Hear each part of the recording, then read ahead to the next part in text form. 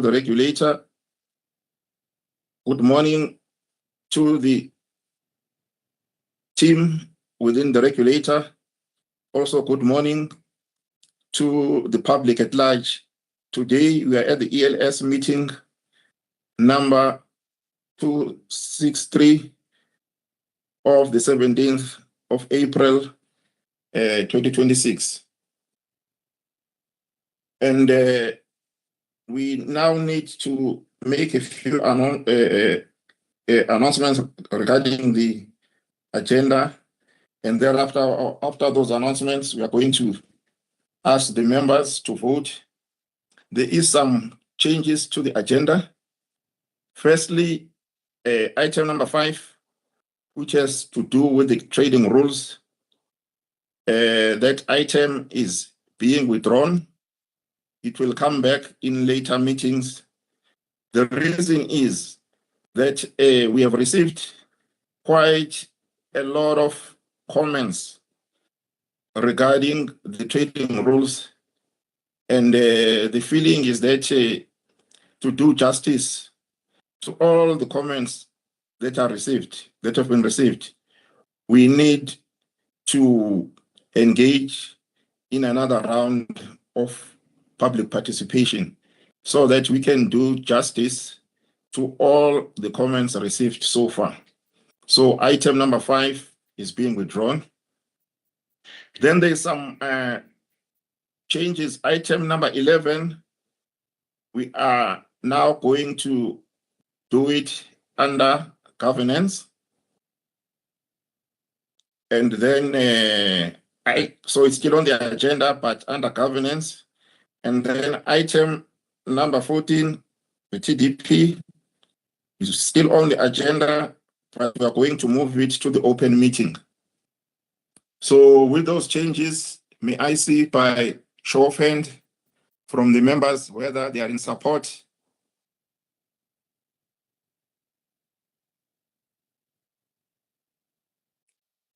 I see Madam Simane, Madam Maseti, Mr. Mkize, Advocate Sitole, myself, and Mr. Pukula. Thank you. So on that note, the agenda is adopted. And then we're going to move now to the next section, the declaration of interests. So we'll request the members to sign the declaration of forms that were sent to them. However, if there's any member who would like to make a verbal declaration in the meeting, they are welcome to do so at this moment. Verbal declarations.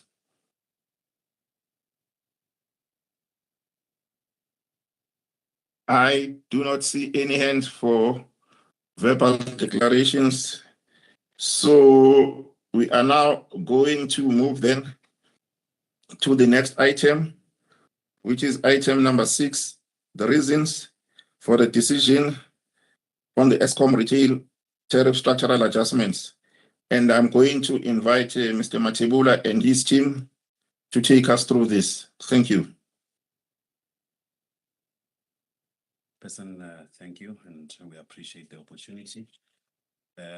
Chair, we brought this matter here to obtain approval of the reason for decision on the Eskom retail tariff and structural adjustment. The application was received from Eskom on the 10th of February. It was processed following the regulatory processes, and it was approved by the energy regulator on the 5th of March 2026.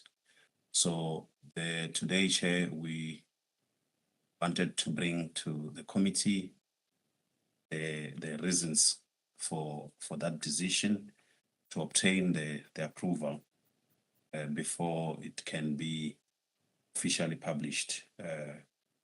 Chairperson, I would request Ms. Ramohulu and the team, if they have got any details that they would like to highlight to the members before we deal with the comments and questions, as well as the recommendations, Chair. Thank you.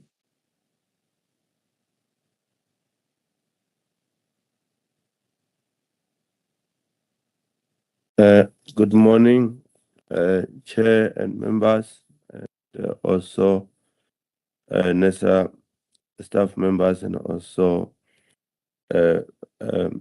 people from the members of public. In terms of the application, there were issues that were raised, and then the team incorporated the issues. The first one was the members emphasized that we need to enhance the legal mandate, and then the legal mandate has been revised as guided. We can check it on RFD from paragraph 1.1 to paragraph 1.23 of the RFD. The other issues that was raised by the members, members sought clarities based on the revenue claimed by ESCOM, particularly as it exceeds the approved allowable revenue, and whether it's forecast based. The revenue claimed by ESCOM results from application of the ERTA methodology, which apply an average cent per kilowatt increase across tariffs and then translate into percentage adjustment across all tariff components. As these components are expressed in different units, which is cent per kilowatt, rand per kVA, and rand per pound, the resulting forecast revenue may not align exactly with the MYPD approved allowable revenue. The variance is therefore consequence of the methodology, and this was dealt in paragraph 6.53 and 6.54 of the RFD. The other issue that was addressed was the member sought clarity on whether 2.1% revenue variance is based on approved methodology or regulatory guidance. The 2.1 revenue variance fall within the threshold of the approved RCM methodology. In terms of section 17.2, variance of up to 2% are carried forward, while those between 2 and 4% may be passed through in the following financial year, subject to consultation. The variance is therefore applied in line with the applicable methodology. And then paragraph of this matter was dealt in terms of paragraph 6.549 of the RFD. And also the other issue, member sought clarity on the impact of net billing credits on the other customers. Members were advised that the net billing credits are applied at avoided cost or time of use rates.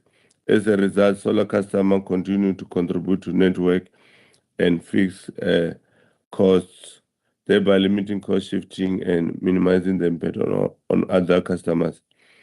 Members requested the team to provide clarity on the GCC split and its impact on low usage customers compared to high usage customers based on the impact of assessment concluded. Low consumer are expected to experience higher percentage increase as fixed GCC charges constitute large share of their total bills, with limited offset from lower energy charges. Conversely, higher consumption customers are likely to face lower base charges based on the GCC, and then this is a part of 7.1 to 7.23 of the RFD. That's all from my side, Chairperson. Thank you. Thank you, Mr. Ramuhulu. I now invite the members of the regulator, if they've got any questions or points of clarity or points of enhancements. Thank you, members.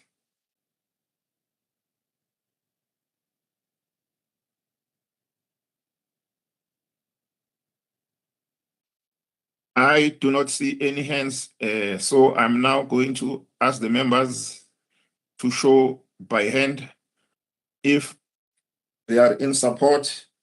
And if I can just reconfirm that the recommendation, the electricity, which is in number 15, the electricity subcommittee is requested to recommend that the energy regulator approve the attached reasons for decision on the ESCOM retail tariff and structural adjustments for 2026-2027 financial years. So we're asking votes, and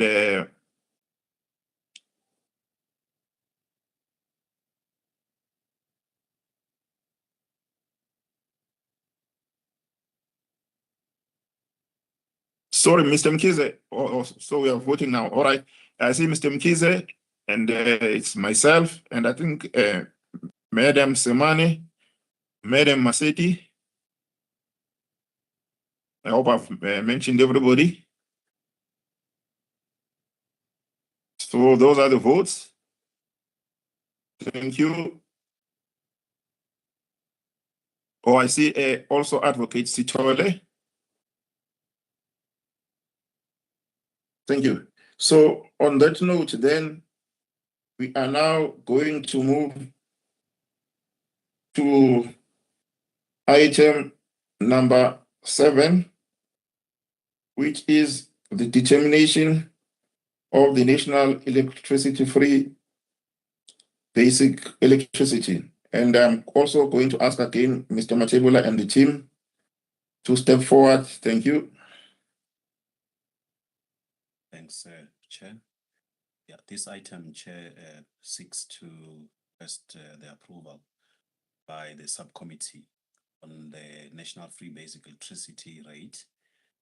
This is for compensation to ESCOM by local authorities for the financial year that we started now in 1st of April. Chairperson, however, it is effected on the 1st of July 2026 for the local authorities. Chairperson, I would ask Ms. Gwadi just to deal with the details of this submission. Chairperson, then we can deal with comments and questions. Thank you.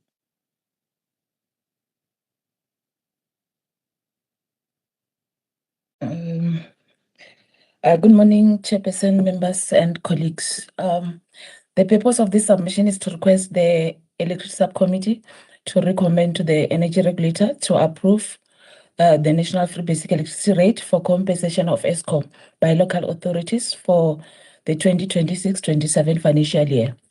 So the NFBE rate is the rate at which ESCOM is reimbursed by municipalities for providing free basic electricity units to qualifying customers within ESCOM supply area.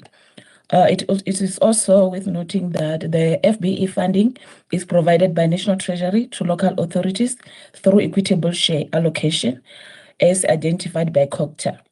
While municipalities are responsible for providing this FBE to households, ESCOM supplies FBE on behalf of municipality in ESCOM areas. And in such cases, municipalities enter into a service level agreements with ESCOM, which outline the terms and conditions for the provision and payment of the service. And then ESCOM subsequently invoiced municipalities monthly for the FBE supplied using the approved rate. The rate is adjusted annually using the methodology that was approved by the Energy Regulator in March 2021. It's also worth noting that ESCOM has awarded 3 new online vending agency contracts to 5 companies effective from 1st December 2024 to November 2027, with the average agreed commission for this financial year at 3.60 cents per kilowatt. So this rate, we also use it when we determine the NFBE rate. So when we determine the NFBE rate, the forecasted volume is used. And then furthermore, ESCOM do finish the Energy Regulator with the total audited financial information. which has 1 year lag by 15 April annually. And then should there be any difference between the actuals and the forecasted FBE volume, the difference will be subjected to NFBE clawback or payback mechanism. The issue that I'd like to talk to is that the members have also on numerous occasions highlighted the concern regarding the adequacy of the 50 kilowatt hour per month since it was introduced more than 20 years ago. While the policy has contributed to improved energy access, its implementation across municipality remains uneven, with notable challenges affecting its effectiveness. To address these challenges, the Department of Electricity and Energy, DEE, has established a multi-stakeholder review panel on FBE to conduct a comprehensive review on the program design, targeting framework, fiscal sustainability, and implementation performance, and also to develop evidence performance-based reform recommendations.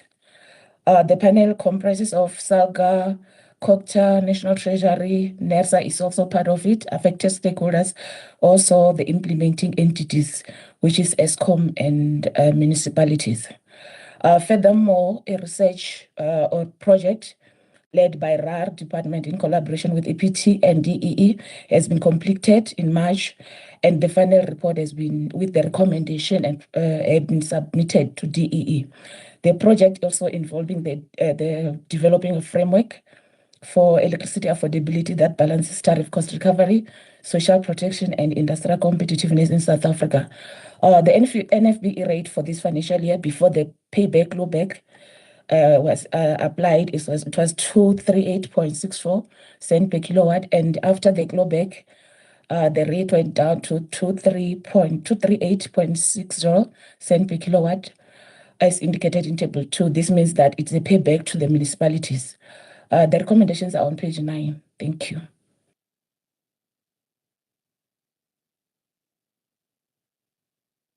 Thank you. So at this stage, then, I will once again invite the members of the regulator, if they've got any questions or comments or points of enhancement. Thank you, members.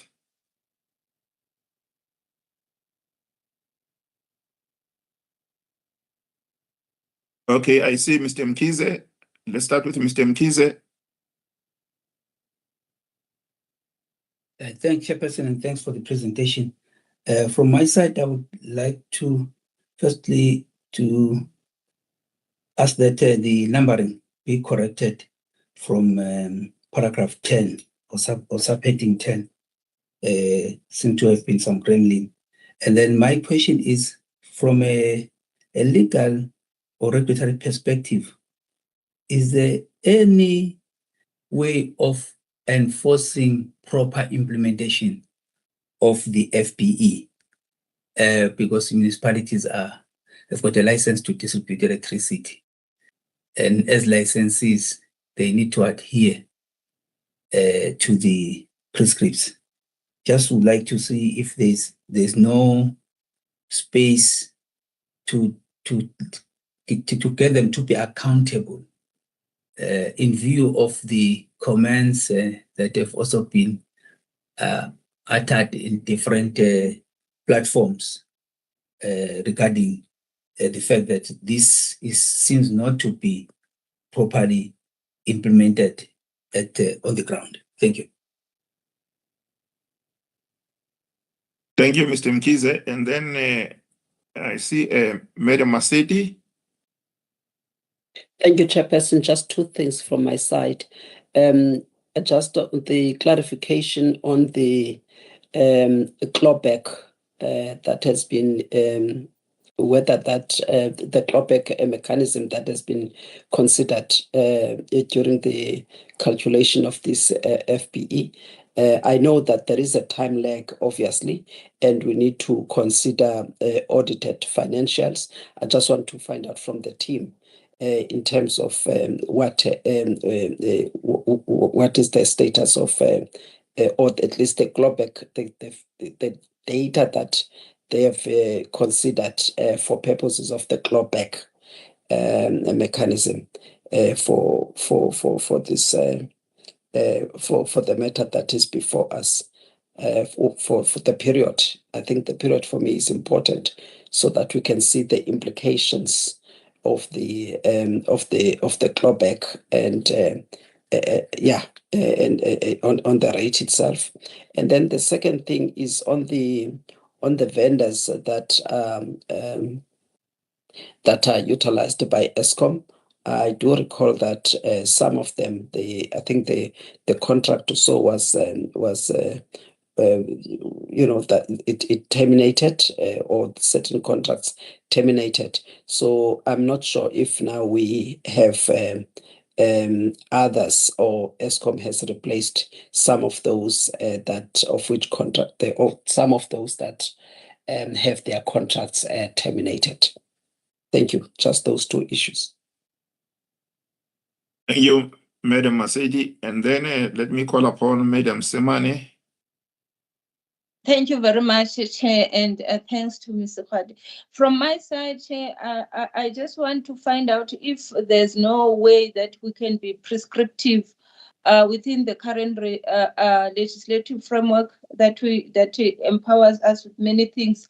There's no way that we can be prescriptive in terms of the municipalities giving this to the beneficiaries. Already, whilst we appreciate the work that the Department of Electricity is doing and NESA being part of it, but we can't ignore the overwhelming evidence that municipalities are not passing the FBE to the rightful beneficiaries. Instead, they're taking it and enhancing their own revenues with it. Was the beneficiaries, especially the ones that intended for it, continue to suffer.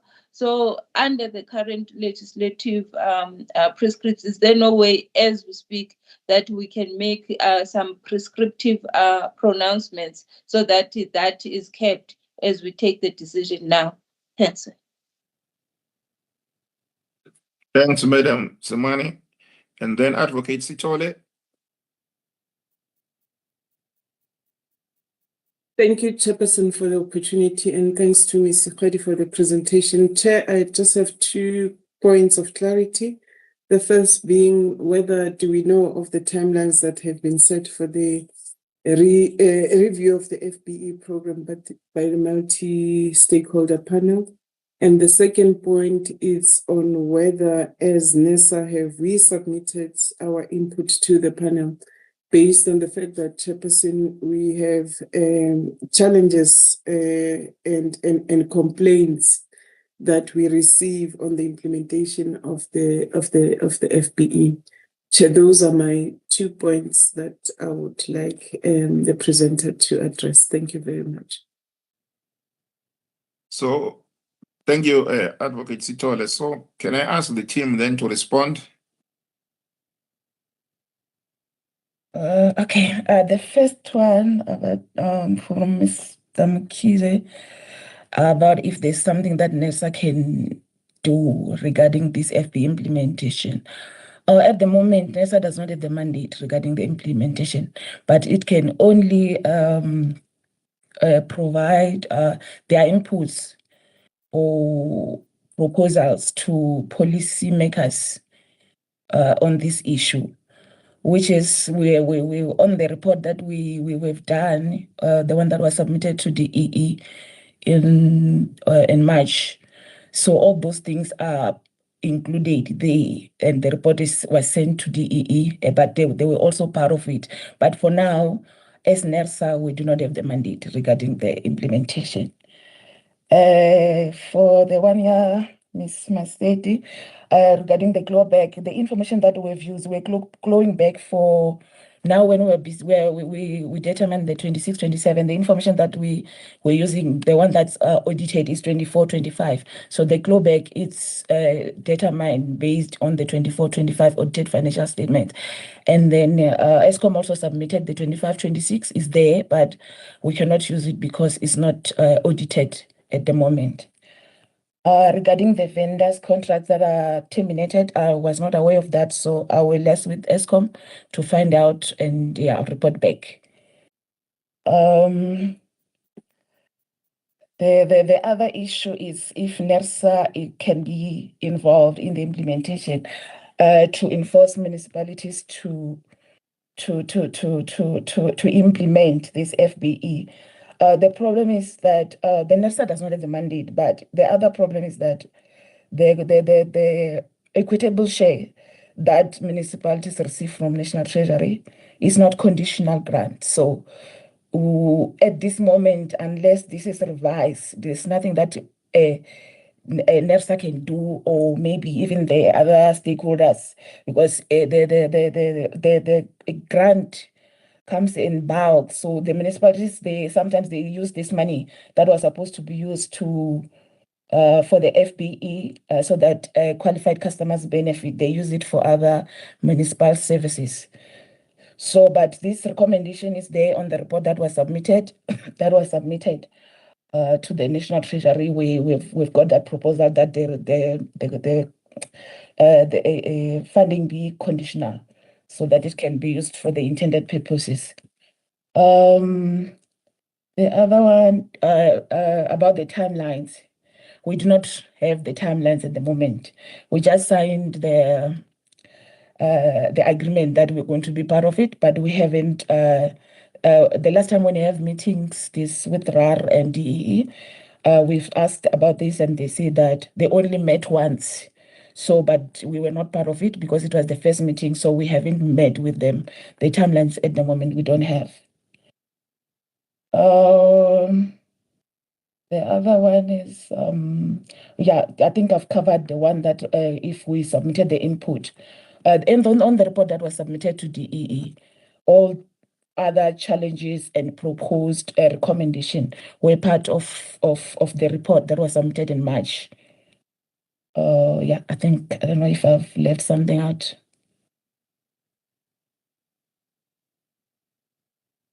Thanks. Okay, thanks, Madam Suhadi.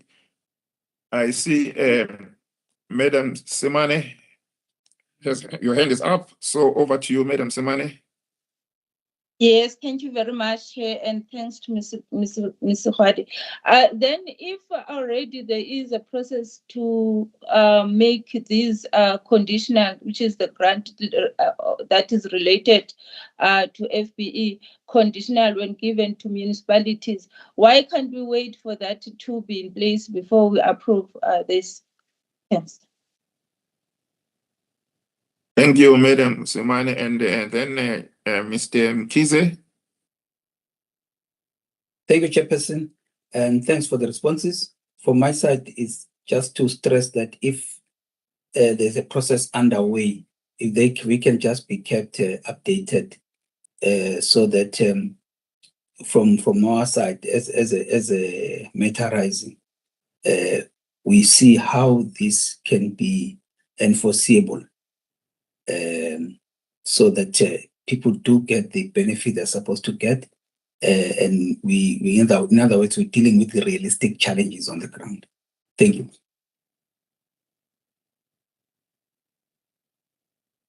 Thank you, Mr. Mkize. I see Madam Semane. No, apologies, Chair, is a lingering hand. Thank you. And then I see Mr. Bukula. Thank you, Chairperson.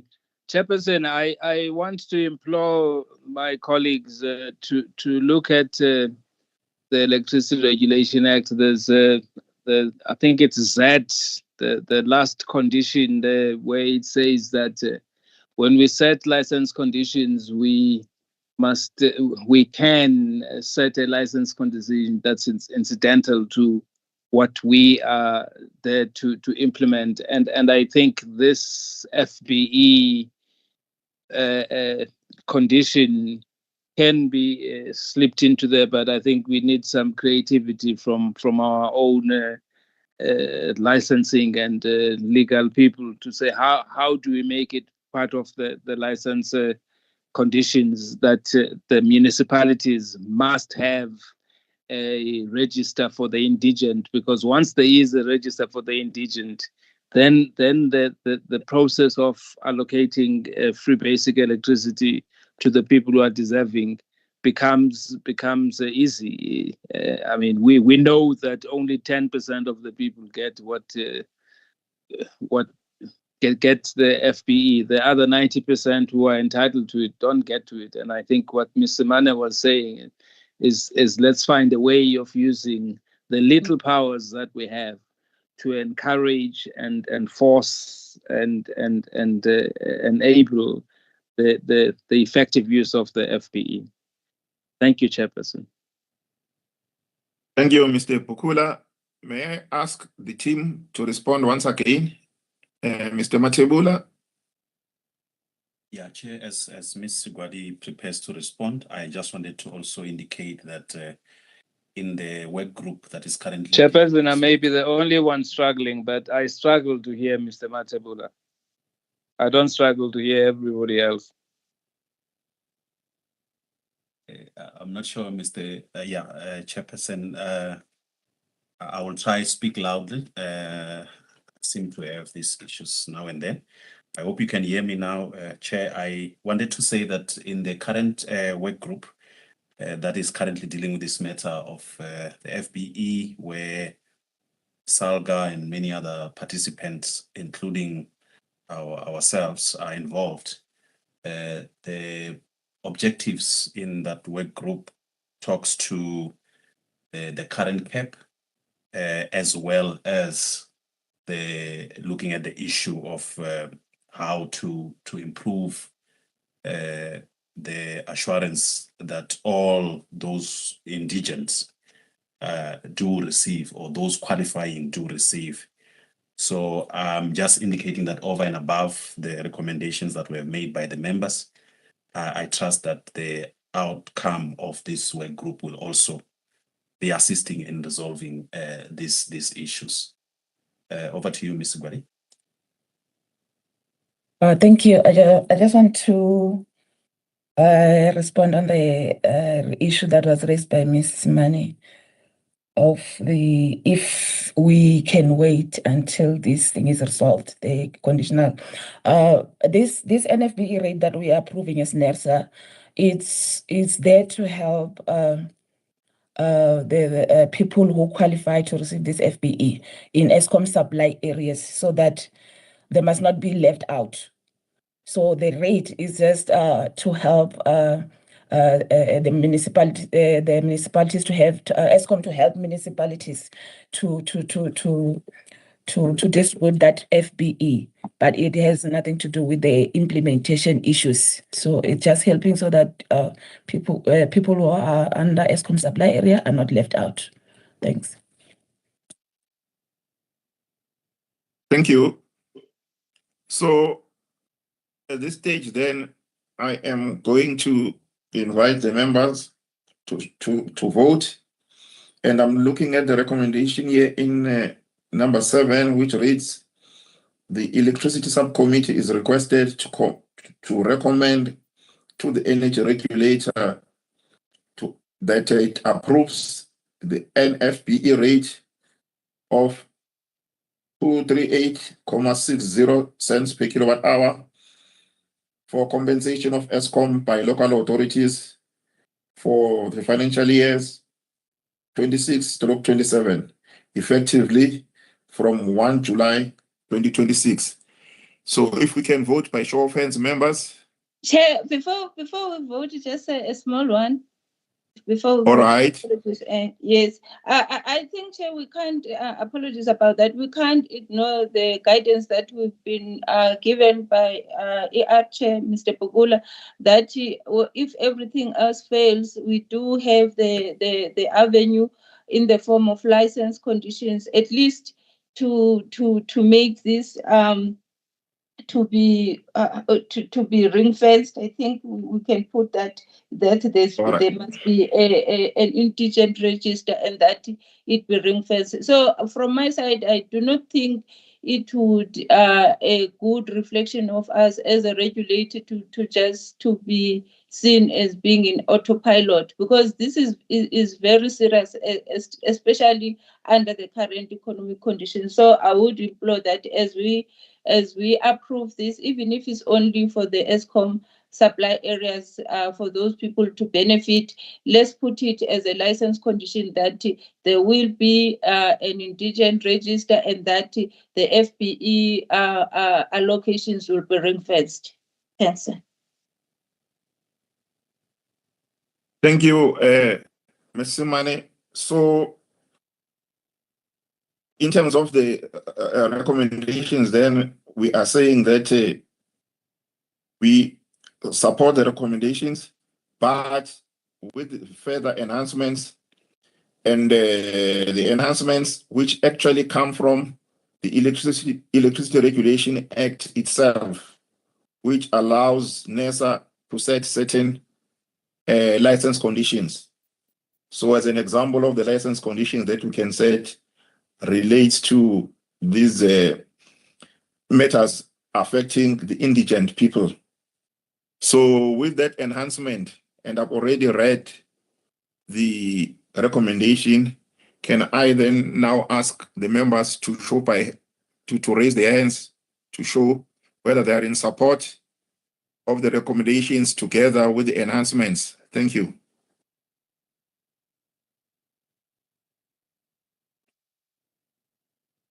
And I see Madam Simane, Madam Maseti, Mr. Mkize, it's myself, Advocate Sitole, and Mr. Pukula. Thank you very much. And then we are now going to move to item number 16, which has got to do with the distribution compliance issues. There's going to be a bit of a change in terms of the actual recommendation, but I'm going to call upon Mr. Matebula to take us through what has changed, and then we'll take it from there. Mr. Matebula. Yeah, Chairperson, the procedure has been approved, or the plan has been approved via a round robin, as RSU had indicated. So at this moment, Chair, it's only for the members to note the approval. Thank you, Chair. Thank you. Are there any questions from the members before we put the note into vote? Yes, I see Madam Maseti. Thank you, Chairperson. Chairperson, you will note that as Mr. Mabunda indicated, that this was actually approved late. It's me who took time there deliberately because I was struggling really to get clarity on some of the issues, but at the same time, I was concerned about the timing, since this plan ought to have been already approved by the subcommittee, so that it allows the team to undertake the work as of 1st of April. So it was already like extremely late. So hence then I decided to just give my support. I know that it is here for noting. I know that it is not here for re-debate of the issues, but ratification. And also once a round robin has been approved, what is important is that the record should be accurate. That's what we need to focus on. So the points that I want to put across, it starts from the fact that in the submission, we're talking about 175 licensed municipalities. That on its own is an inaccurate record. So that's what also needs to be considered when you are considering an approved round robin. So I wanted to start there because that's what we are required to do. So 175 of licensed municipalities is incorrect in paragraph 4.5.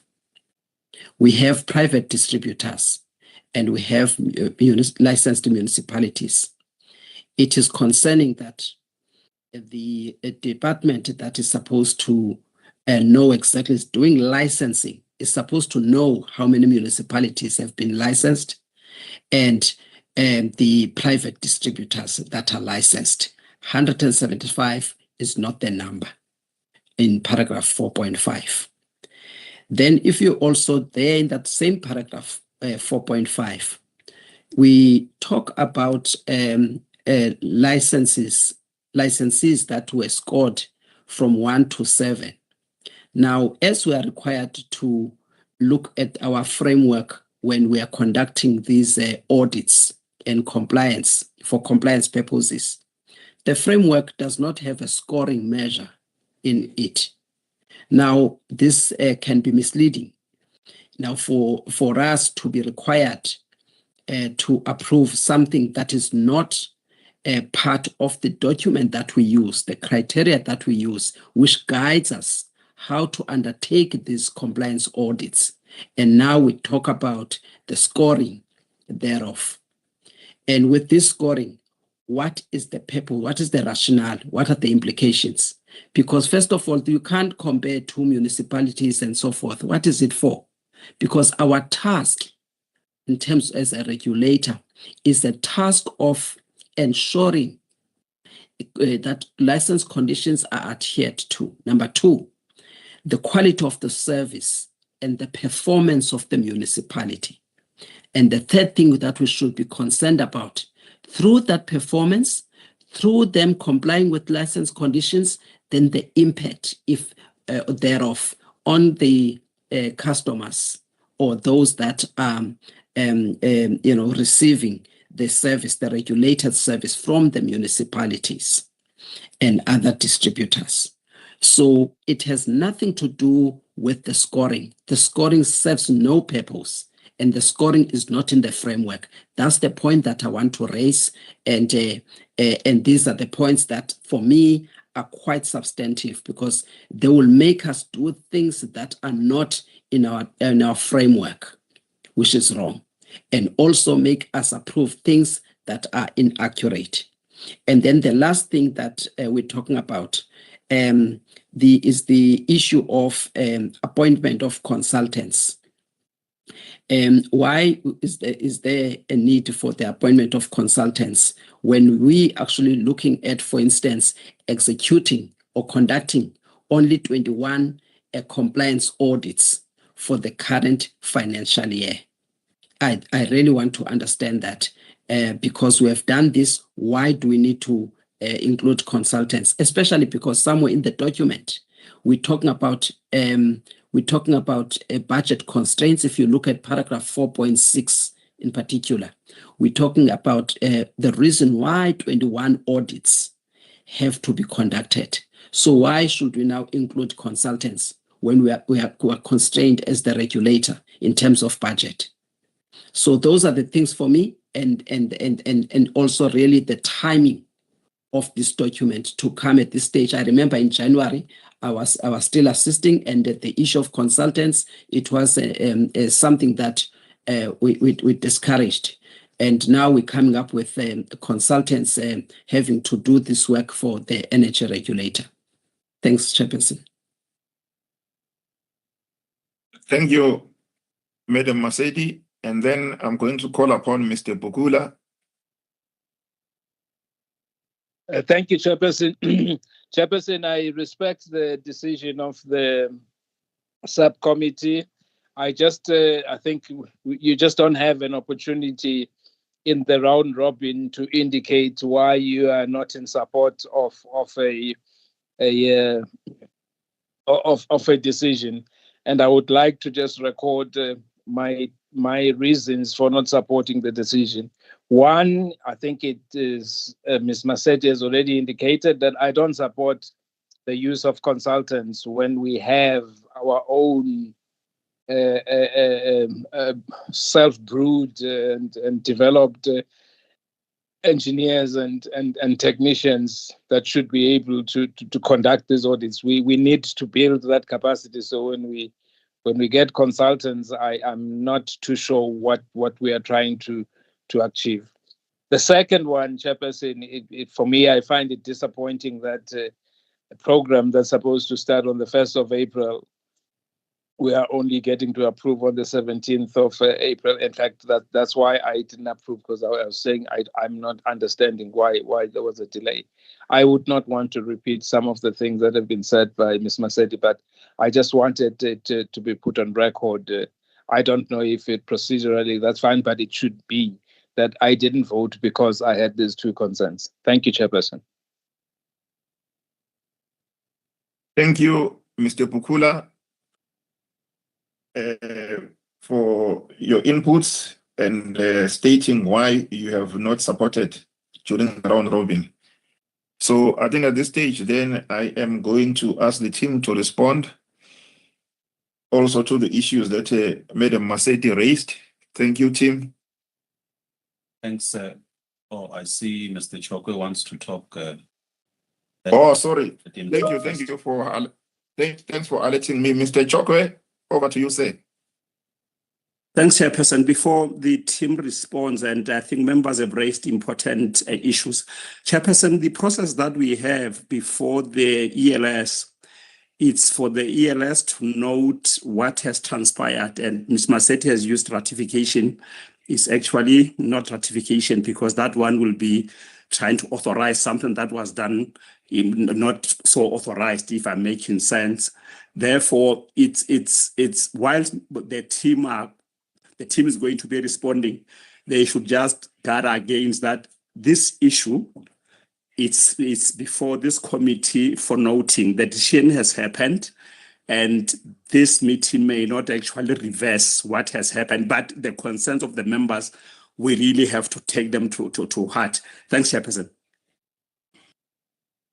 Thank you very much, Mr. Chokwe, for the clarification. So with the clarification from Mr. Chokwe, can we then ask the team to respond? Sorry, before the team responds, I see Madam Maseti, your hand is up as well. So maybe let me ask Madam Maseti to come in before the team comes in. Thank you, Chairperson. Thank you, Chairperson.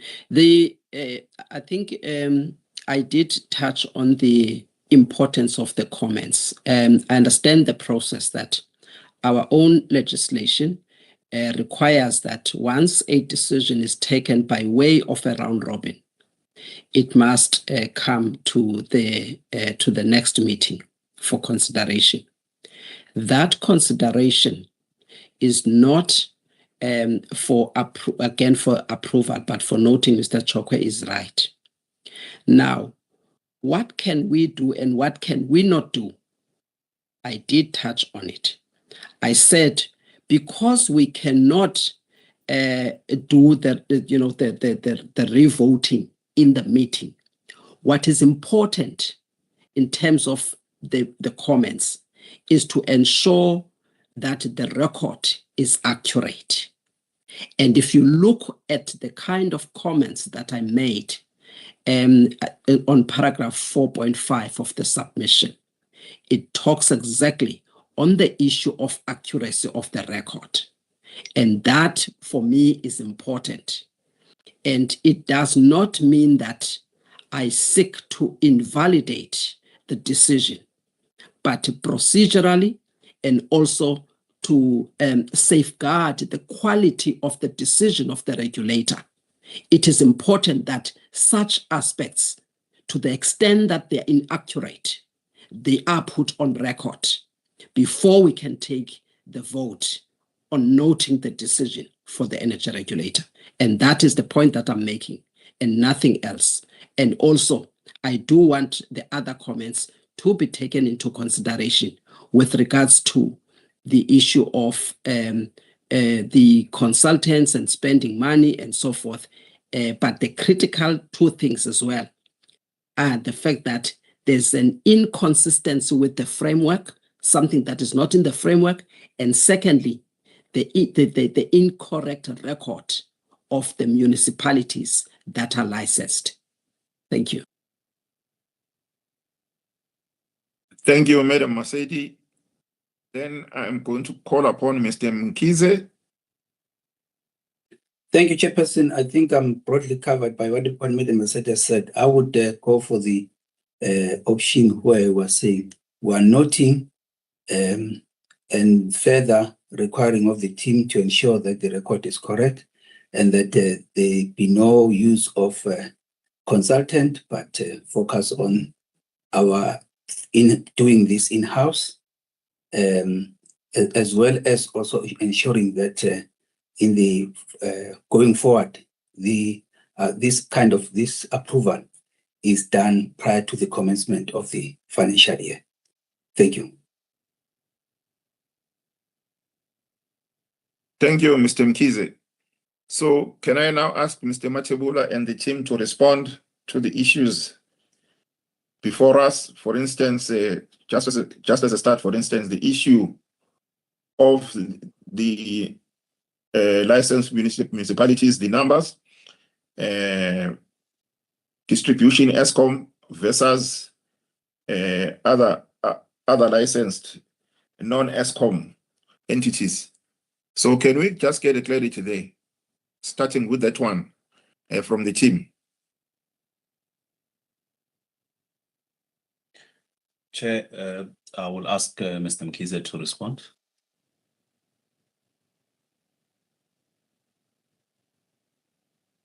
Thank you, Mr. Matibula. Good morning, Chairperson and members, colleagues, as well as members of the public. Chair, what we have on record at this point, at this present time, is that with regards to municipalities that are licensed, we have 178. Then we've got 12 licensed privately owned municipalities. Then we've got so-called non-distributors, which are also listed here but not numbered. But Chair, that is the essence of it. There's 168 licensed municipalities and then 12 privately owned distributors. Chair, I'm not sure if you want me to go through all the other responses or maybe just stop there. So what are you saying? Are you saying, therefore, the submission is correct? I'm just reading the current database of the licensed distributors, Chairperson. However, if the number that is on the submission is incorrect, it will be corrected, Chairperson, to align. That's what I'm asking now. I think that's what we need to be clear. The number on the submission, is the number correct or incorrect? We will verify, Chairperson, and then correct if there's a need to correct it. You still need to verify that. Okay. Yes, because my records is showing me those numbers that I've read out. Okay, you need to verify it. No, that's fine. Yes, Chair. And then the other point, which Madam Masete raised, was that the framework does not have any scoring points. So why are we talking? Oh, sorry, I see Mr. Bukula as well. Your hand is up, Mr. Bukula. Sorry, Chairperson, I think as a matter of fact, if we take the records from Mr. Mkize, he says it's 168 license from his records plus 12, and that gives you 180. And 180 is not equal to 175. So I don't know why we're beating about the bush and saying that we have an incorrect number, we must correct it. Because that was the purpose of the interjection from the regulator member, that let's have accurate numbers. Clearly the ones that we have been given are not accurate. Thank you, Chair. Okay, thank you, Mr. Bukula. We note that the numbers is inaccurate. Then we go on now to the other issue that Madam Masete raised. The framework does not have scoring points. So why are we talking about scoring points in the submission? Thank you, Chairperson. Chair, there has been a number of issues that have been raised with regards to the distribution sector, particularly with municipalities. And we have attempted to do some work to try and turn this situation around. Part of what we have done is to also look at the license conditions per licensee, and then we have looked at who complies with what and who is not compliant with what.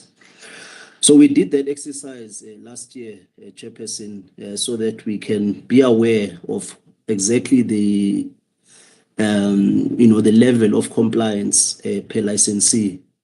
So we thought, Chairperson, we should not exclude that consideration in our consideration of which licensees we audit this year.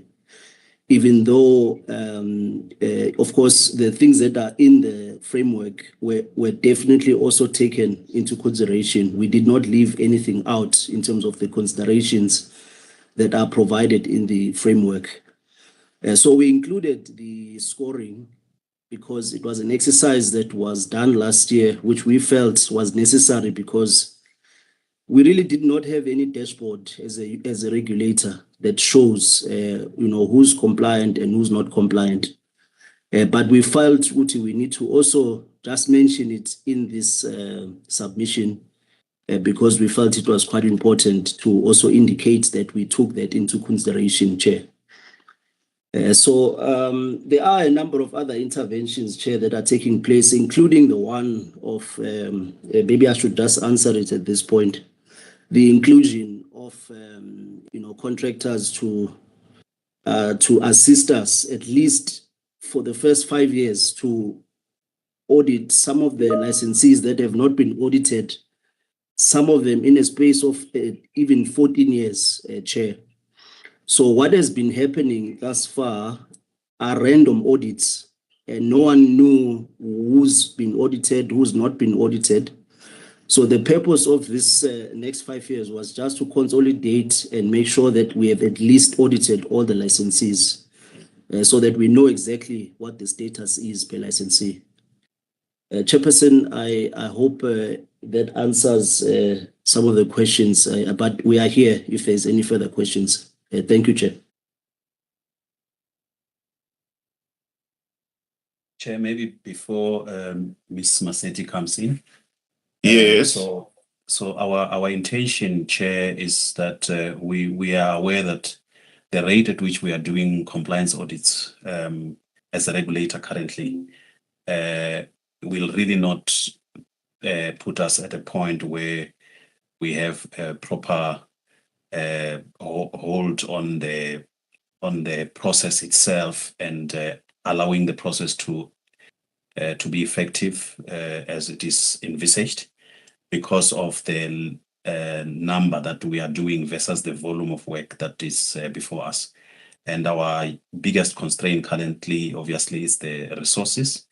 So the issue of the numbering that you are seeing on the report was a criteria that was used to guide us in terms of what then becomes the priority monics that we are going to focus on. So the intention, Chair, is that we want to get to a point where we can start doing audits and re-audits within a very short space of time, whereby all the licensees are audited and re-audited as per international best practices, where you would have an audit, you have a follow-up audit, and then you have a re-audit, and all that has to be done within a defined period. It can be within a period of 6 years or less, but we want to get to that point as a regulator so that we can have that assurance. However, currently we are obviously we understand the constraints that are facing us, but the intention, Chair, is that at some point we want to increase the number of audits that we do each year to ensure that within a particular period we have covered all our licensees, we have performed re-audits, we have performed follow-up audits to make sure that we can ensure compliance to our licenses. Thank you. Thank you, Mr. Machebola. Then I'm going to call upon Madam Masetti. Chairperson, I'm a bit worried the way that we are going about this, and I'm worried that we are going to take long on this matter, which is the noting one. Firstly, I think the team, when it is not answering the specific questions by the members, they need to be directed to answer the question. We are talking here about very important things. One is the accuracy of the record. Yes, that is going now to be verified. But again, even there, Mr. Mkize did not answer the question. He was going around. Then later on, when you asked him, what is then the number? Is that number that is there, which is asked by the member, which is pointed out by the member, is that the number? Because you're going around. Then he said he will verify. The second thing, Chairperson, we are talking here about a new standard that is introduced. That standard is not in the framework. Now we are going to make the regulator members to take a decision on something that is not consistent with what was approved by the regulator, which is the framework that guides us, how we go about doing this. And now we're talking about the scoring. That scoring is not in terms of the document that we use in doing these things. Those are the two things, and we will use this thing. We will deal with the procedural issues. And I said the first one, and in fact, both of them are for accuracy purposes. And we are correct during the stage of a round robin to point out what is inaccurate for record purposes. And that's exactly what we are doing. But Mr. Mkize did not answer the question on the issue of the framework. The fact that this scoring thing standard that he's introducing, that standard is not in the framework. Why are we doing that? And in any event, there's no rationale for it. And even the impact itself, it serves no purpose. Why are we introducing such things that were not approved? And the third thing, Chairperson, that I would like to put on the table is that you already have 3 members of this subcommittee, myself, Mr. Pukula, and Mr. Musuvukile Mkize, who stated that the issue of consultants should not be on the table. If we're talking about the constraints, we're saying that the team has been there and the team is doing the 21 audits. Why do we need consultants? And it also stated in 4.6 that there is a budgetary constraints. And in any event, even with this very same plan, if you look at for next year, the team says it will do 35 audits. So it's not like we're going to do 100 audits or 175 of audits for all of these municipalities, and therefore we need consultants. How many consultants? How much money do we have for the consultants? So you already have 3 members that are objecting to the use of consultants. So those are the things that we need to focus on, Chair. Thank you. Thank you, Madam Maseti. Advocate Sitole.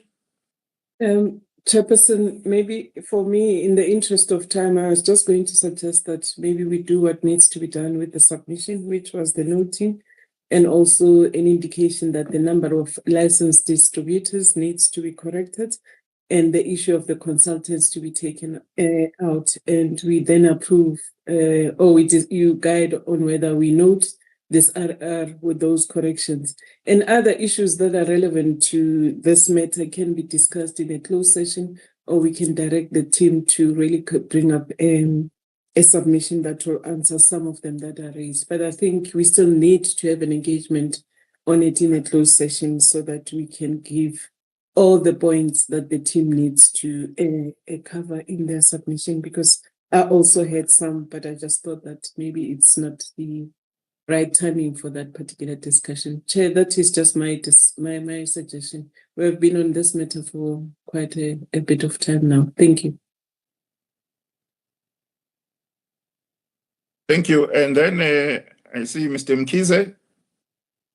Thank you, Chairperson. I note all the discussions that the points ventilated up to now. And from my side, I think I'll I will stand by what I said earlier on, that we note and then we highlight that the numbers be corrected in terms of private distributors and municipalities, and that we be on the issue of the levels, the point scoring, that also that should go proper process of approval, and we note that they have taken into account the compliance of the municipalities in general in deciding how to come up with a list, and that also we do not support that there be use of consultants, and lastly that they provide a 6-monthly report in terms of progress in the implementation of this. And I think that is where then some of the things can come out clearer in terms of how to move forward. If there is any justification for maybe using some extra hands going forward. But I think that report, 6-monthly report, will then assist in that regard. I'll stop there. Thank you. Okay, thank you, Mr. Mkize, and thank you to all the members for their inputs, and also to the team for the answers they've given. It's now time to vote. The way, and I'm looking at it, is that looking at the recommendation here, 14.1, is that the electricity subcommittee is requested to approve the distribution compliance and enforcement audit plan for 26-27 financially. Chair, apologies to interject. Yes. The subcommittee is requested to note the decision All that right. has been taken on the paragraphs that you are attempting to read, Chair. Thank you. All right, thank you for that correction. I see, however, it also means that the electricity subcommittee is requested to note the distribution compliance and enforcement audit plan for the year 26-27, subject to that the actual number of distributors is corrected. Secondly, that the scoring is not being supported. It needs to follow a proper process of approval before it becomes part of this audit. And then thirdly, the issue of using external auditors is not supported. And lastly, subject to that the subcommittee gets 6 monthly reports on progress. So with that, can I see by show of hands if the members are in support? I see Madam Maseti, I see Madam Simane, Mr. Mkize, and myself, Advocate Sitole. Thank you very much. So on that note, we are now going to move to item number 9, which has got to do with the market code and the market conduct rules. And once again, I'm going to call Mr. Matebula and the team. Thank you, Mr. Matebula and team. Thank you, Chairperson. Yeah, Chair. So the purpose here, Chair, it's to request the approval of the committee for us to publish a consultation paper on the market code and market rules application that has been received by the regulator. Chair, I must indicate that we were advised by RSU, that the delegation of authority abstract that we have indicated, only 10.1, it's actually applicable in this case. 8.12 and 8.13 are only applicable when we do the final approval of the code and the rules themselves. So I just wanted to bring that to the attention of the members as well. So Chair, on the 25th of February this year, we received the application by the now market operator, CSA, for the regulator to approve or to conduct its regulatory process and approve this market code and market rules. These are crucial for the South African wholesale market launch. And Chair, we therefore, this becomes the step in us as a regulator taking this application through a regulatory process. Chair, I must also indicate that on the recommendation, we would want therefore the committee to note the timelines aligned to this process. Chair, I must indicate before I hand over to Mr. Hopper that the code itself comes with different elements talking to the market structure and transaction, operational framework, reconciliation and imbalance management, and many others, and the rules as well. The governing rules on the code include the market conduct rules, the central purchasing agency conduct rules, the dispute resolution, as well as the non-market participant balance responsibility rules. So, Chair, I will ask Mr. Hopper just to talk to some of the details, and with the intent that, Chair, this could be the consultation paper could be approved, that we can consult stakeholders. I must also indicate, Chair, that we also sourced the inputs from the now established electricity market advisory forum, and members of the forum have contributed in us in this process, and they will continue to contribute until the process is finalized. Mr. Hopper, over to you.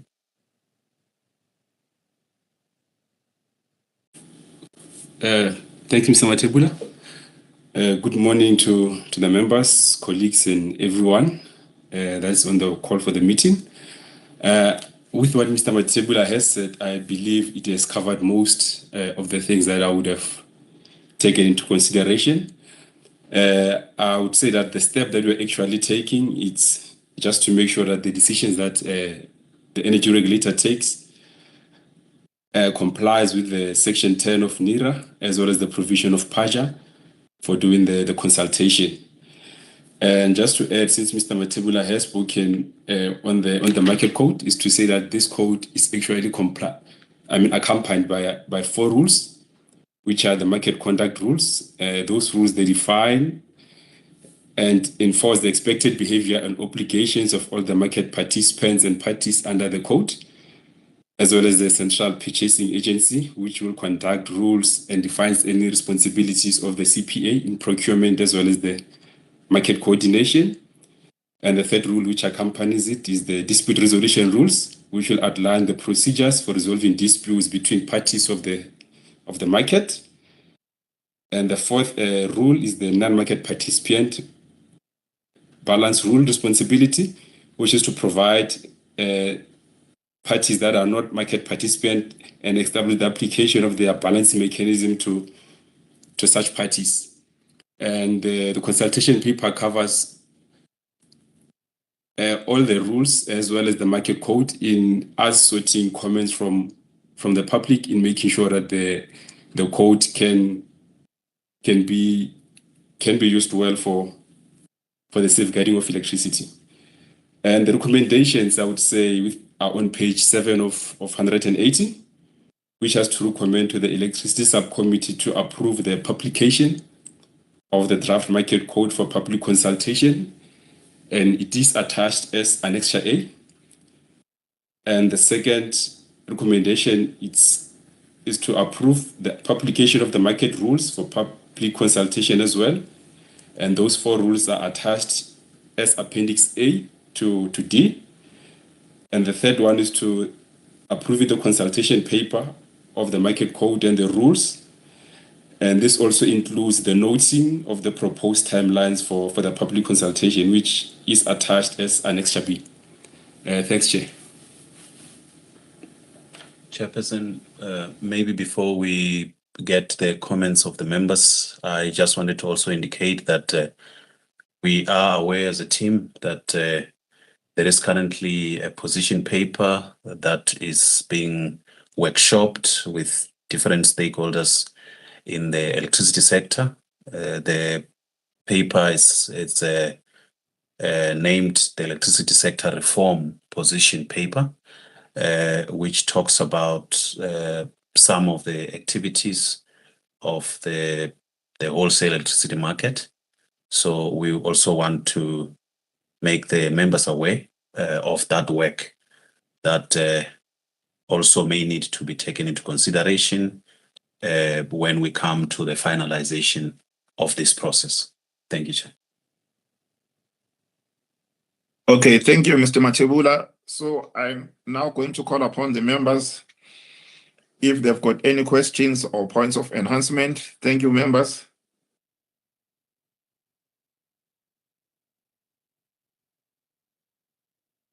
Yes, I see Madam Maseti. Thank you, Chairperson. Chairperson, I know that the matter is still going out there for public comments. Just 2 things from my side. One is that the market conduct that will be required to deal with, we must appreciate that there is concurrent jurisdiction with the competition authorities. So this will require us to make an effort during this process to consult with them. I know that they will be given opportunity just like all other stakeholders, but I think it's important that even within the memorandum of agreement as required in that legislation, that perhaps we need to just revisit and see if how best we can deal with these issues. I know that there are gray areas and they will always be there, the gray areas. So we need a better way of managing the concurrent powers when it comes to these matters as soon as SAWEM becomes operational. So I will therefore encourage the team to make an effort in that regard so that we can understand each other as to how we will deal with those aspects and make the process much more efficient. That's number 1. Number 2, the market code will require the energy regulator to be much more effective in the in discharging its mandate of punishing conduct that is obviously against the provisions of the law. So we need, and we mentioned the legal risk before in one of the reports that we considered. So we need to look carefully at the effectiveness of the enforcement model that we have. As we indicated that we need to go through the tribunal for us to be able to issue a notice of non-compliance and so forth. So it is one thing to have these rules, but it is another for us to implement or to at least make sure that the regulator will be seen to be effective in enforcing these rules. So if we are turned down by our own legislation, that will be a problem.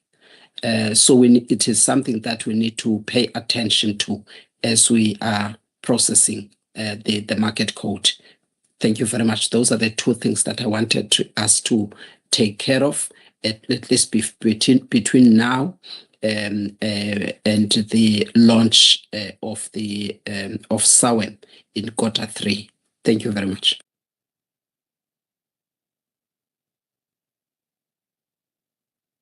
Thanks, Madam Masedi, and then I will call upon Mr. Mkize.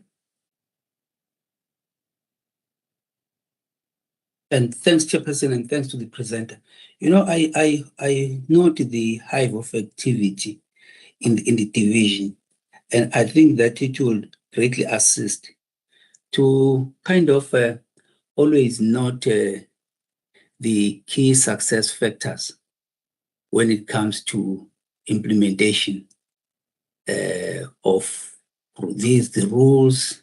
You know, we've got trading rules, we've got this market code and market code conduct rules, you know, so that you are kind of holistic. And this identification of key role players and stakeholders with regard to quotation, which on the face of it, I think I must applaud the division for having done good work in that regard. And I'm of the view that they should then, from their side also, when it comes to the Competition Commission and others, continue to have them as the focus group because there are certain lessons to learn, as well as issues of co-jurisdiction and also complementary jurisdiction. So I think for me that those would be very important, and I do support the publication as such that's going to emanate, and I also implore the technical team to say there's nothing stopping them also during the consultation process to be talking to certain role players meanwhile, so that what we get at the end of the day is a more efficient and effective product. Thank you. Thank you, Mr. Mkize. Then I see Mr. Mabunda. Thank you, Chair. Chair, for the purpose of recording, I see on the recommendation under paragraph 14, for me, it appears as the first and second recommendations are a duplicate of the third recommendation, in which the subcommittee is being asked on the first to approve the publication of the market code, the second one, the market rule, whereas the third one is asking the subcommittee to approve the publication of both. So I will suggest, if I'm reading this correctly, that recommendation 1 and 2 be done away with, and then the subcommittee be asked to approve the third recommendation, however, it be broken into 2 to approve the publication and then note the proposed timelines. Thank you, Chair. I will be assisted by the team if I'm reading this correctly. Thank you. Sorry, can you just repeat the part you're saying? You are recommending that number 3 becomes approve the publication. We do away Can you with just repeat? we do away with the first and second recommendation, as they seem to be a duplication of the third, and the subcommittee be asked to only consider the third recommendation, which will need to be broken into 2, to approve the publication as it has been written. And then where it says including, we press enter there and we say we note the proposed timelines. Thank you, Chair. Thank you. Thank you, Mr. Mabunda. So can we now ask the team to respond to all the matters that have been raised so far? Chairperson, thank you. We appreciate the guidance given by the members, Chair, on the working together and with the Competition Commission. And Chair, we will indeed kickstart that engagement, especially now that we have got these rules in front of us. And Chair, the issue of what the ERA actually dictate in terms of how we deal with the enforcement process, Chair, yeah, I think we will also engage the policymakers as well to see how the code and the rules align with the era and what could be done to ensure that the enforcement it gives the powers that is required for the regulator to implement rather than the process that is currently prescribed by the era, which requires a lot of other activities, including the tribunal to sit and issuing of non-conformance notices and so forth. So we will seek to raise the matters with the policymakers as well. Chair, we also take note of the comments made around the involvement of key stakeholders and role players. And I think the IMAF it's one of the key role players that we have currently, which are representative of many sectors within the industry. And as I indicated initially, Chair, they are part of this process until the end as the advisory committee to the regulator. And Chair, I also am aligned with the recommendation by RSU on the recommendations, Chair. Thanks. Thank you. Can I just check now with that feedback if there's any members who still want to say anything? Okay, I do not see any hands from the members. So with that, then we need now to move towards a resolution and voting in terms of the recommendation. And before we talk about or read the recommendation itself, we are saying we note the inputs that have been explained by the members in terms of how we can enhance the subsequent processes in terms of the development of the market codes. So we note all those inputs. Having noted all those inputs, therefore, it is now recommended that the electricity subcommittee approves the publication of the market codes as reflected in Appendix A to D, and secondly, to note the timelines. So with that, may I ask the members to raise their hand to see if they are in support of the recommendation? I see Madam Maseti, Madam Simane, Mr. Mkize, myself, Advocate Sitole, and Mr. Bukula. Thank you. So we're now going to move on to item number 10, consultation papers on ESCOM's negotiated prices. So again, we are going to call upon Mr. Matebula and team. Item number 10. Chairperson, thank you. Chairperson, the reason why we have this document before us today is that we have received an application by ESCOM for the regulator to publish and approve the NPA review and for Samanco as well as Glencore, Chair. And we therefore seek to have the consultation paper published so we can solicit the comments from stakeholders, Chair, before the regulator can consider and finalize this application by ESCOM.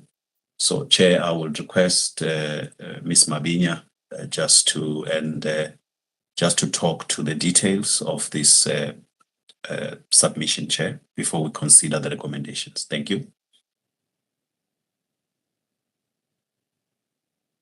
Good morning, Chairperson, members, and colleagues. Chairperson, just for some background, we previously approved these NPAs, which were implemented in 2024. And then roughly in 2025, early 2025, there were market conditions that changed due to entry of Chinese competitors offering reduced electricity tariffs. And this development then placed pressure on the competitiveness of our South African ferrochrome industry. And it is then when Eskom then submitted an application for the 87.74 tariff relief. But however, during the public hearings, the ferrochrome industry mentioned that it will not be sustainable at this price. And hence they recommended then the tariff that is before us.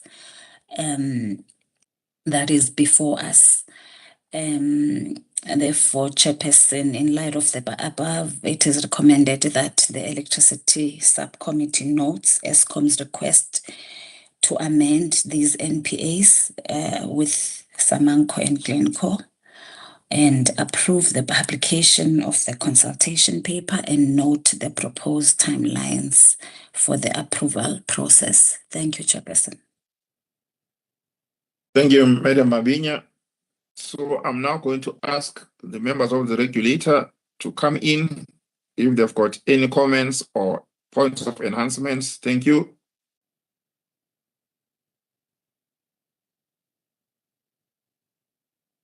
I see Madam Maseti. Thank you, Chairperson, and thank you, Ms. Mabinya.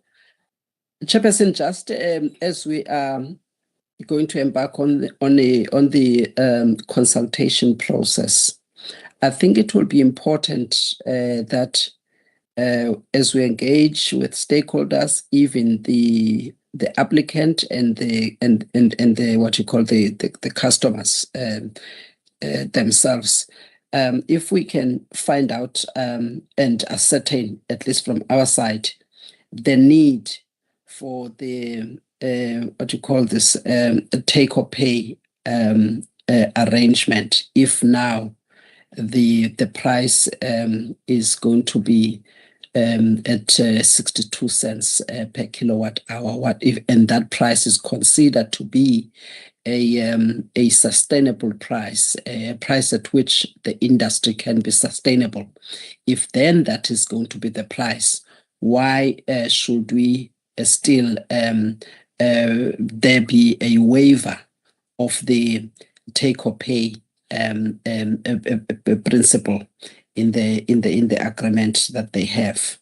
So if we can get clarity on that, I think that is important during the consultation process. The second thing that I think from our side, in terms of ensuring that we have done a thorough due diligence, is to understand how, or the breakdown and how we got to the tariff of 62 cents, and whether that tariff, if we look at it at least from the impact perspective, the impact on the revenue, the impact on sustainability of Eskom, because the tariffs that we grant must make sure that it's not only just the industries that become sustainable, but Eskom as well becomes financially sustainable. So can we also just make sure that in the impact assessment that we're going to undertake, that aspect is covered on the financial sustainability, number one. Number two, also just the extent of the revenue, the impact on the revenue itself. Yeah, I think those are the two things that I really wanted to understand. And maybe the third one, if I were to just single it out as well, is that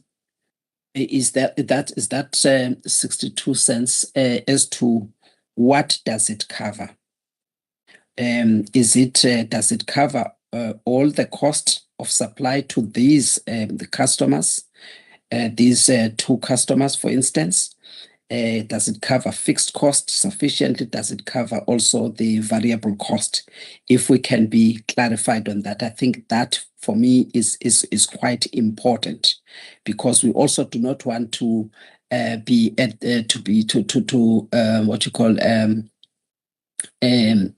seem to be advocating for pricing below cost. I think pricing below cost will have, its own adverse effects. So it is very important that we at least make sure that the requisite costs are covered in terms of the cost of supply to those specific customers, and that we avoid at least pricing below cost or predatory pricing, and therefore the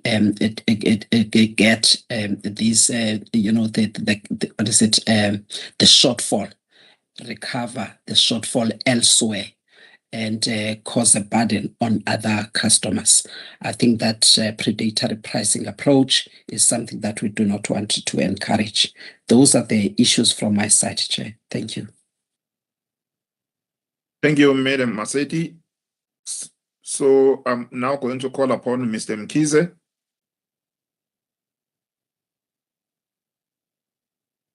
Thanks, Chairperson. I don't want to delay and talk to the document in particular, but to raise the issue that we compete as companies, we compete as nations, as geographical zones, and I think it's important to make sure that from our side, what we do, we make sure that we are sensitive to the issue of confidentiality around some of the things. Let's not restrict ourselves to the normal confidentiality considerations in a matter that also talk to competitiveness of the country.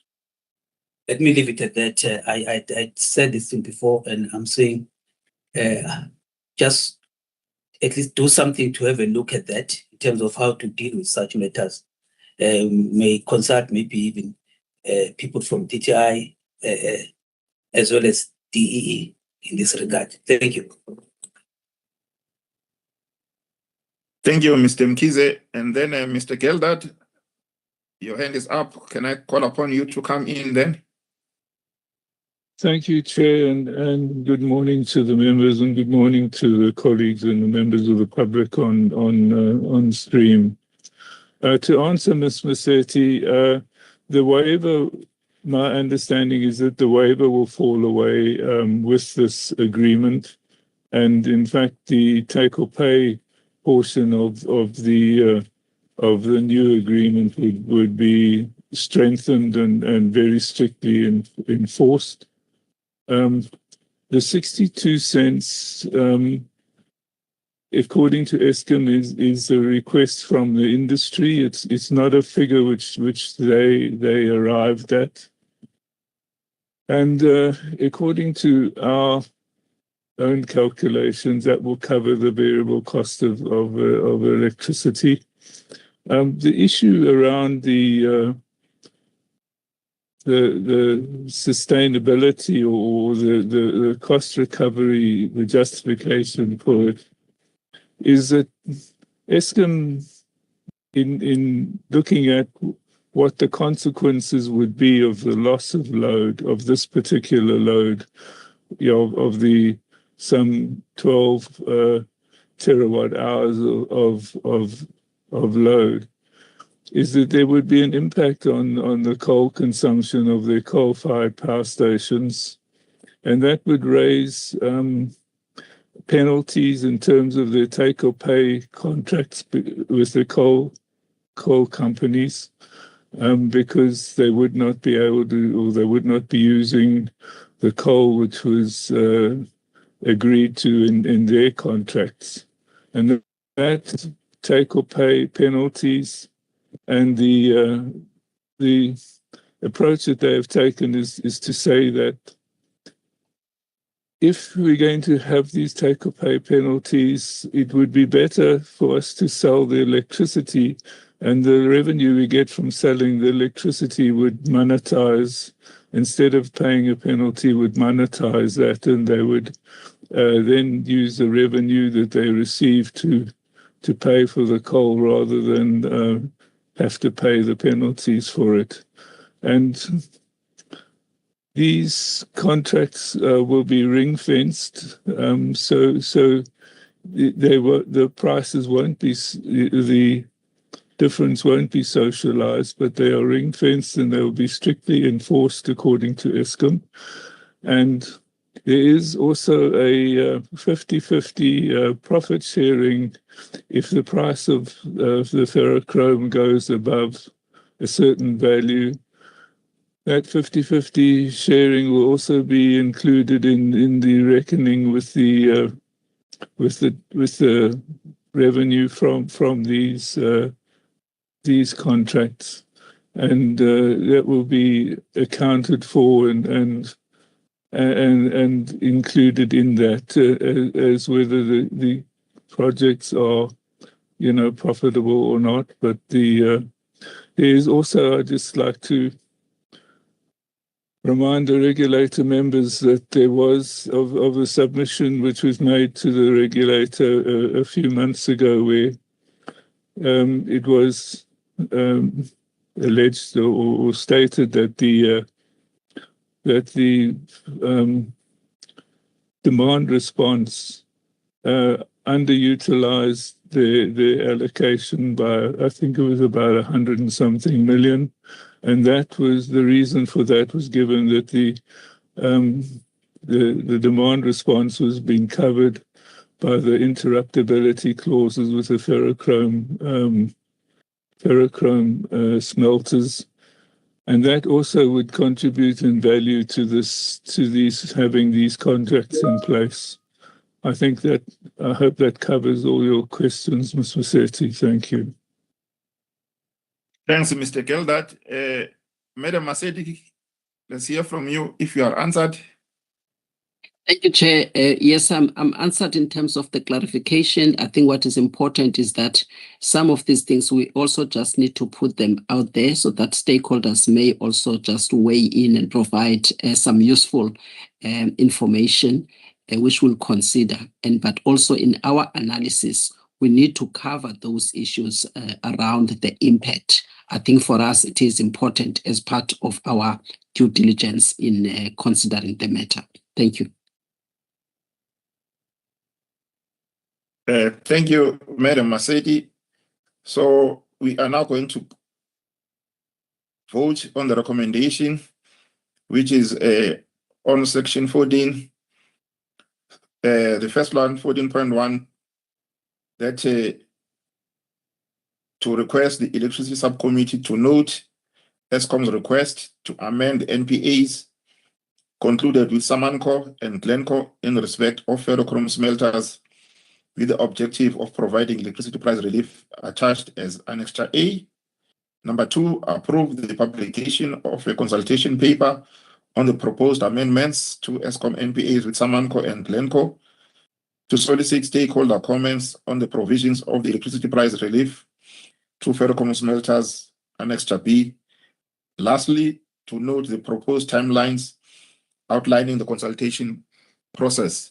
So with that, may I ask the members to raise their hand if they are in support? Okay, it's myself, Madam Maseti, Mr. Mkize, Madam Simani. Thank you. So on that note, then, we are now going to go to item number 12. Remember, we said item number 11 will go to the governance issue. Sorry, governance section number 11. So we are now therefore going to go to item number 12. Again, is the analysis of Eskom's production data, again for Mr. Matebula and the team. Yeah, Chairperson, thank you. I will allow Mr. Geldert and Mr. Mahlangu to just take the members through The idea, Chair, was for the members to note the data that we received between 2025 January to 2025 December. And I also would like to indicate that, Chair, after receiving the last or the first quarter of 2026 information, we will be having at our disposal information that covers the first year of MIP6, and we will be bringing that report again back with analysis referenced to the RFD for first year of MIP6 as well. However, for this purpose, we wanted to share our analysis of the data that we have currently at our disposal. So I would allow Mr. Geldat and Mr. Mahlangu to just take the members through. Thanks.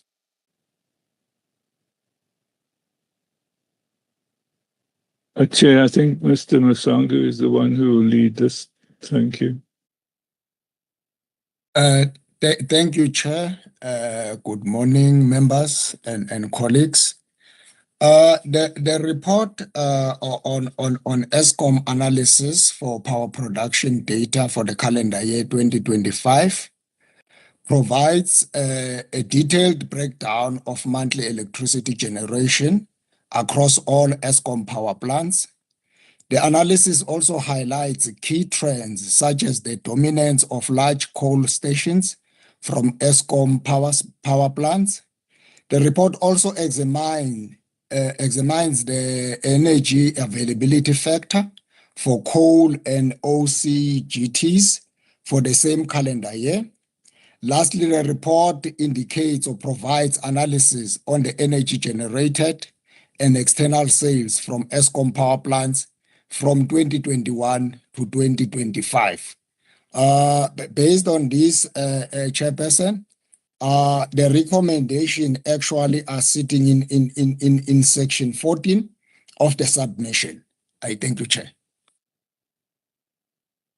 We thank you, Mr. Mahlangu. So we're gonna now ask the members if they've got any comments or points of enhancement. Thank you, members.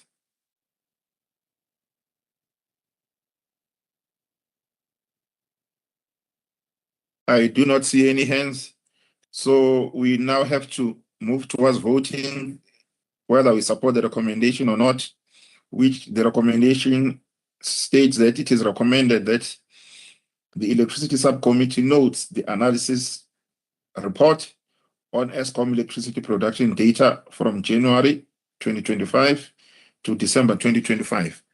So can we now, by show of hands, if we are in support of the recommendation, members? Chair, apologies Chair, apologies before the members raise their hands. I'm not sure if I heard it or I missed it, where in terms of the delegation to this subcommittee, was it addressed in terms of the clause that is supposed to be used? Because the one in the submission is incorrect, and the terms of reference needs to kick in which this subcommittee then will have to recommend to the ER. I'm not sure if I missed that part. Thank you, Chair. All right, I see Mr. Matebula's hand is up. Yeah. So Mr. Matebula. Apologies, Chair. We were advised by RSU, and I missed to indicate it when I introduced the matter, that the submission itself, it's not catered for within the delegation matrix currently. So for that purpose, it will have to be recommended, Chair, to ER for noting until it is delegated properly by ER for it to be approved in any of the subcommittee or in the ER itself. So, Chair, the delegation that we had indicated, it's not correct. This submission, it does not necessarily reflect currently on the delegation. So RSU had advised that instead of recommending noting it, we should request the subcommittee to recommend it to ER for noting. Thanks. Okay, Mr. Mabunda, can you confirm what Mr. Matebula has said? That that's your that RSU has recommended, as Mr. Matebula has said. If you can just confirm that. Confirm, Chair. Okay. Thank you. So thank you for that, Mr. Matebula and Mr. Mabunda. So on that note, then we are going to ask the electricity subcommittee to recommend to the electricity regulator that we recommend to the regulator in terms of the report on electricity. Oh, sorry, let me start afresh. We are going to recommend as electricity subcommittee to the electricity regulator the analysis report on ESCOM electricity production data from January 2025 to December 2025. So by show of hands, if members are in support. Chairperson, we recommend for noting. Thank you. Okay, thank you. Recommend for noting. So in terms of, as I see, Madam Simane, Advocate Sitole, Mr. Pukula, myself, Madam Maseti, and Mr. Mkize. So thank you very much. So on that note, then we are now going to go to item number 13, which is the confirmation of the approval of a round robin. So again, I'm going to ask Mr. Matebula just to take us briefly through this request to approve the round robin. Mr. Matebula, if you can come in. Yeah, Chairperson, we received this request on the trans alloys and to effectively process it within a short period of time without having to arrange special meetings. We recommended that we process this through round robin so that we can be able to publish it. So it has been published. A public hearing has been scheduled for this matter to be had. So we appreciate, Chair, I must indicate that the members have supported us with this approval. Thank you. Thank you. Then I'm going to ask the members if they've got any questions or points of clarity or points of enhancement.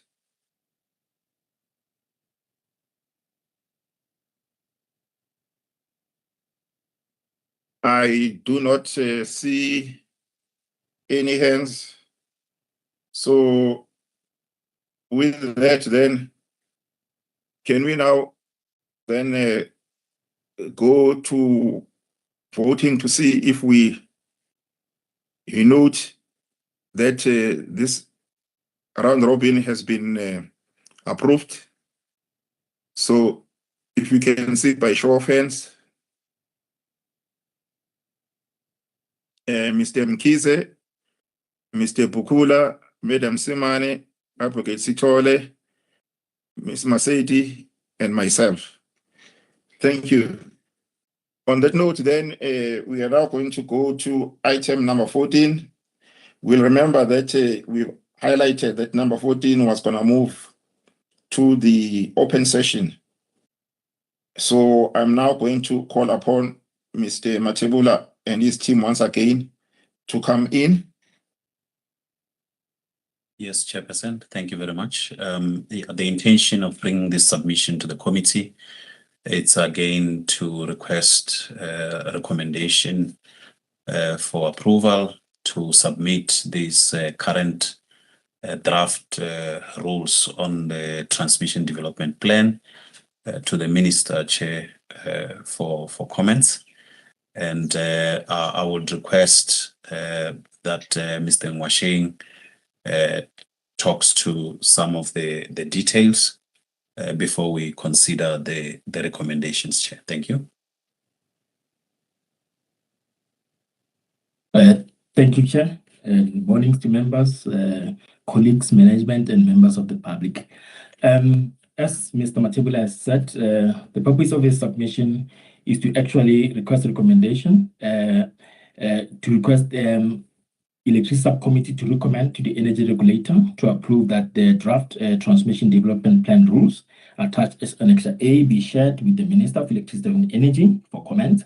And looking at the delegation of authority, Section 10.3 of the ELS Delegation Matrix of 27 November 2023 authorizes the ELS to recommend to the TDP rules for approval by the Energy Regulator for the purpose of consulting with the Minister on regulatory tools being National Energy Regulator of South Africa, NESA, as mandated by the Electricity Regulation Act. And looking at the background for the submission itself, Section 353A of the Act empowers the regulator after consultation with the Minister to make rules regarding content of the TDP, including rules relating to inclusion of grid connection capacity, analysis, reasonable timelines for the expansion and strengthening of the national transmission power system, and the estimated cost of transmission development, strengthening, upgrading, and establishment envisaged in the plan. The consultation with the Minister on the TDP rules is in terms of Section 353A of the Act. Currently, the National Transmission Company, NTC, annually develops and publishes the TDP by end of October every year, in line with Section 7.4 of the Transmission Network Code. And the TDP outlines the planning period that shall not be less than 5 years, ensuring a forward-looking yet manageable horizon for transmission infrastructure development. NESA developed the draft TDP rules in line with Section 353 of the Act to ensure that the transmission planning becomes transparent, predictable, coordinated, and aligned with long-term national electricity objectives. Looking at the timelines, on 14 January 2026, Electricity Subcommittee approved the publication of the NESA consultation paper on the draft TDP rules. On the 20th January 2026, NESA published the consultation paper on NESA website, X formerly known as Twitter and Facebook. The content, the consultation paper was also advertised on Sowetan, Business Day, Star, Mercury, Cape Town, requesting stakeholder comments, and the closing date for stakeholder comments was 19 February 2026. On 6 March 2026, NESA held a public hearing on this matter, and the main aspects of the draft TDP rules will include the following based on the consultation paper. Firstly is the content and the structure of the TDP, requirements for grid connection capacity analysis, criteria for network investments, and estimated cost of transmission development, strengthening, upgrading, and refurbishment projects. And lastly, the stakeholder consultation for the development of the TDP. Now, during the consultation process for the draft TDP rules, 5 questions were posed to stakeholders on consultation paper to solicit stakeholder comments. And NESA received comments from about 16 stakeholders on the issues raised on the consultation paper. 2 organizations made verbal presentation at the public hearing that was held on 6 March 2026. And the summary of stakeholder comments and NESA analysis are captured in paragraph 6.1 in table 4 of the submission. In addition, on 6 March 2026, during the post-hearing for the draft TDP rules, the ELS members guided the team to enhance the rules and provide clarification as indicated in paragraph 6.2 in table 5 of the submission. Now, the draft TDP rules that were published for stakeholder comments were enhanced during considering stakeholder comments, including ELS members' comments that were mentioned on the post-hearing and the key enhancements made on the draft rules, including reasons thereof, are indicated in paragraph 6.3 in table 6 of this submission. The enhanced draft transmission development plan rules are attached as Annex A of this submission. It is also worth noting that the draft TDP rules will be finalized after receiving comments from the Minister of Electricity and Energy. And in the meantime, the team will be enhancing other areas of the draft rules.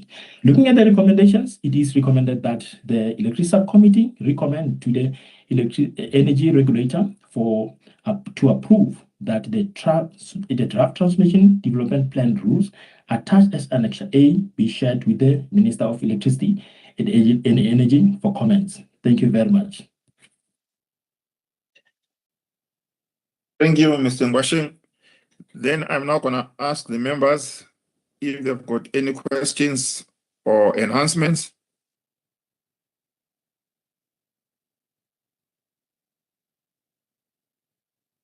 I do not see any hands. Thank you. So we're going to go to the recommendations section 14, which is recommended that the Electricity Subcommittee recommend to the energy regulator to approve that the draft transmission development plan rules attached as Annex A be shared with the Minister of Electricity and Energy for comments. So by show of hands, if members support the recommendations. All right, it's myself, is Mr. Mkize, Madam Semane, and Madam Maseti, Mr. Bukula. Thank you very much. So at this point then, we have now come to the end of the session, which is the open session. So at this stage, Mr. Mkize also voted as well. Thank you. So thank you. So we are now come to the end of the open session. We will now, therefore, take the opportunity to thank all the members of the public that has participated in this session. Your participation is very, very valuable, very, very much appreciated. So thank you to the members of the public. We'll now switch on to the close.